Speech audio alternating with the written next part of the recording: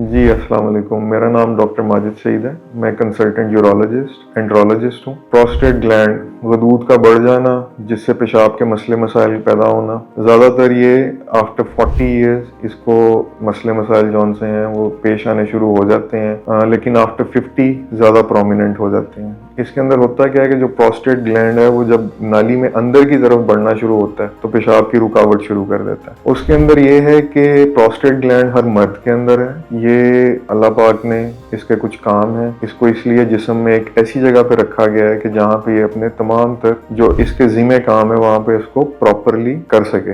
तो ये मसाने के बिल्कुल मुंह के ऊपर पड़ा होता है। अब होता क्या है कि आफ्टर 40 ये बढ़ना शुरू हो जाता है, और अगर ये नाली में अंदर की तरफ बढ़ना शुरू हो जाए तो फिर ये पेशाब की रुकावट शुरू कर दे। पेशाब की रुकावट में होता क्या है कि पेशाब रुक रुक के आना शुरू हो जाता है, बार बार आना शुरू हो जाता है, मसाना मुकम्मल खाली नहीं होता, पेशाब की धार कमजोर हो जाती है, आपको रात को बार बार पेशाब के लिए उठना पड़ता है। तो आप अपने डॉक्टर को, यूरोलॉजिस्ट को विजिट करते हैं, वो आपकी हिस्ट्री लेता है, आपको एग्जामिन करता है, कुछ टेस्ट एडवाइस करता है, और उसकी बिना पे फिर वो देखता है कि आप किस कैटेगरी में फॉल कर रहे हैं, माइल्ड सिम्टम्स हैं, मॉडरेट हैं या सीवियर हैं। फिर उस हिसाब से आपको देखते हुए वो आपको लाइफस्टाइल मॉडिफिकेशन का कहता है, या आपको कोई दवाइयाँ तजवीज़ करता है, या सर्जरी की तरफ लेके जाता है। सर्जरी हम एंड पे इसलिए रखते हैं कि सर्जरी के कुछ साइड इफेक्ट्स इस तरह के हैं कि जो सम टाइम अनवांटेड होते हैं। तो इसको हम उस वक्त पेशेंट के साथ डिस्कस करते हैं कि जिस वक्त पेशेंट की जौन सी है वो फैमिली कंप्लीट हो चुकी हो और दवाइयाँ काम ना कर रही हो, लाइफस्टाइल मॉडिफिकेशन काम ना कर रही हो। तो अब अगर नौयत इधर तक आ चुकी है कि आपको सर्जरी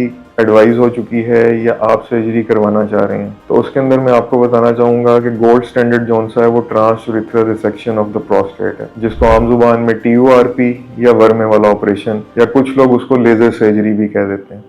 कन्वेंशनल तरीके से मोनोपोलर TURP किया जाता है, लेकिन हमारे पास लेटेस्ट टेक्निक जिसको बायपोलर TURP कहते हैं वो भी अवेलेबल है। अल्हम्दुलिल्लाह साहिवाल में हम अभी तक मोर देन 3 डजन केसेस जौन से हैं वो बायपोलर TURP के कर चुके हैं, जिसके बहुत अच्छे आउटकम्स हैं, अर्ली रिकवरी है, इसके अंदर tissue damage, surrounding tissue damage वो कम है। हिस्टोपैथोलॉजी के लिए जो टिश्यू रिकवर किया जाता है उसके आउटकम्स बहुत अच्छे हैं और पेशेंट सेटिस्फेक्शन बहुत बेहतर है। इसके अंदर जो बड़े प्रोस्टेट हैं जिनको आमतौर पे दूसरे सर्जन कहते हैं कि हम चीरे वाला ऑपरेट करके निकालेंगे, उनको भी हम कैमरे के जरिए निकाल सकते हैं, और स्पीडी रिकवरी है। अर्ली आप जौन सा है वो अपना रिहैब से गुजर के अपने काम पे, अपनी डेली रूटीन के अंदर वापस आ जाते हैं। और इसको मैं इसलिए भी रिकमेंड करना चाहूँगा कि इसके अंदर कॉम्प्लिकेशन का चांसेस बहुत कम है। कॉम्प्लिकेशन रेट जौन सा है जो कि कन्वेंशनल TURP में ज़्यादा है, जिसको TURP सिंड्रोम भी कहा जाता है, और जो कि खुदा न खास्ता जानलेवा भी हो सकता है, उसके चांसेस भी बहुत कम है। तो